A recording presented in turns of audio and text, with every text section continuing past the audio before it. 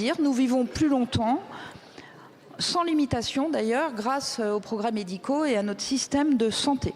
Le congé supplémentaire de naissance sera effectif dès le 1er juillet 2026 pour l'ensemble des enfants nés à partir du 1er janvier. Je travaille avec l'ensemble des ministères concernés pour que tous les décrets soient mis en consultation en mars et soient signés au plus tard fin mai. Renforcer le pouvoir d'agir de nos concitoyens dans les choix qu'ils font, c'est également l'approche que j'ai retenue pour le lancement des travaux sur la fertilité et la périnatalité qui auront lieu demain. Je lancerai effectivement demain, avec des parlementaires, le COPIL infertilité pour acter le démarrage de mesures très concrètes que j'aurai le plaisir de détailler. À la demande de plusieurs d'entre vous, j'ai fait le choix de retenir infertilité et périnatalité pour embrasser l'ensemble des parcours des parents et futurs parents avant la grossesse, pendant la grossesse et durant les premiers mois de l'enfant.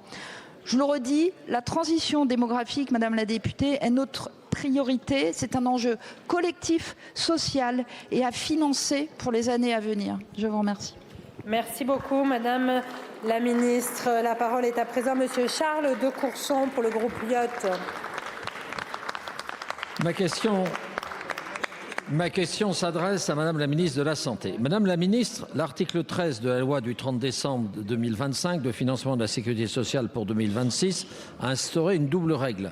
La première règle vise à instaurer la non-répercussion du nouveau taux de 2,05% de la taxe sur les cotisations d'assurance maladie complémentaire, ce qui représente 1 milliard, et une seconde.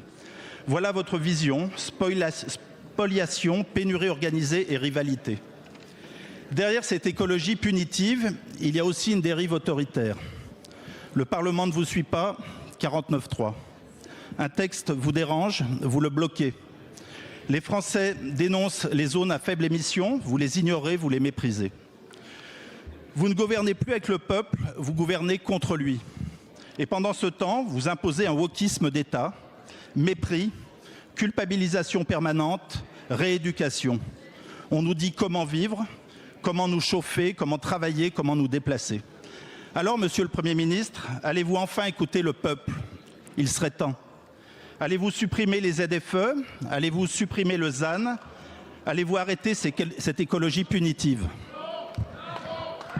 Merci beaucoup, Monsieur le député. La parole est à Madame Maude Bréjon, porte-parole du gouvernement. Merci Madame la Présidente, Mesdames et Messieurs les députés. Monsieur le député, encore beaucoup de modération dans votre question. Je ne sais pas par quoi commencer. D'abord peut-être par dire que le peuple, il est représenté par les élus et les 577 députés qui siègent aujourd'hui dans cette Assemblée nationale.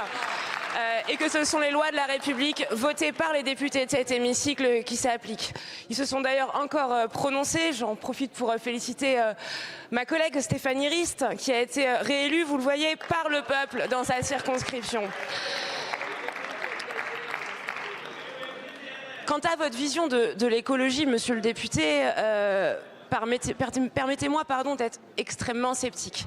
Si vous pensez que nier la science, comme vous êtes en train de le faire, en ne regardant pas, en refusant de regarder ce qui se passe, par exemple sur les émissions de CO2 qui sont traitées dans le... Ben, oui, mais en fait, c'est de ça dont on parle. C'est de ça dont on parle.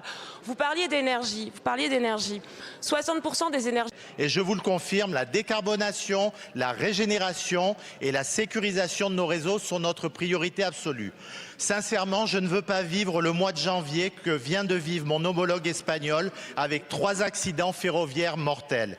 Enfin, je veux souligner que ce texte est le fruit de la conférence Ambition France Transport qui a réuni au printemps des élus et parlementaires de tous bords et notamment de votre groupe, monsieur le député, dont certains de vos collègues. Et l'accessibilité devient et reste une priorité. Beaucoup, investir massivement... C'est fini. Vous pourrez... non, c'est fini des deux côtés. Vous avez débordé de part et d'autre. La parole est à présent à monsieur Vincent Rolland pour le groupe Droite républicaine. Merci Madame la Présidente, Monsieur le Ministre du Tourisme. Après nos agriculteurs, nos artisans, nos entreprises, la montagne française est elle aussi confrontée à une concurrence déloyale venue de l'étranger. Une concurrence qui ne respecte ni nos normes ni nos règles. S'en prendre à la montagne, c'est s'en prendre à l'identité de la France. Mes chers collègues, je veux vous parler de ces monitrices et moniteurs de ski qui sont l'ADN de nos montagnes et de nos vallées. Pour des millions de Français, ils prennent leur part dans ce qu'il y a de plus précieux en nous, les souvenirs d'enfance.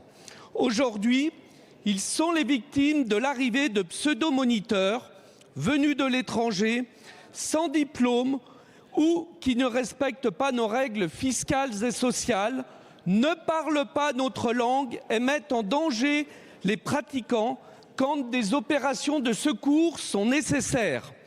Avec eux, les professionnels du transport sont aussi menacés par des concurrents qui passent outre la réglementation nationale. Monsieur le ministre,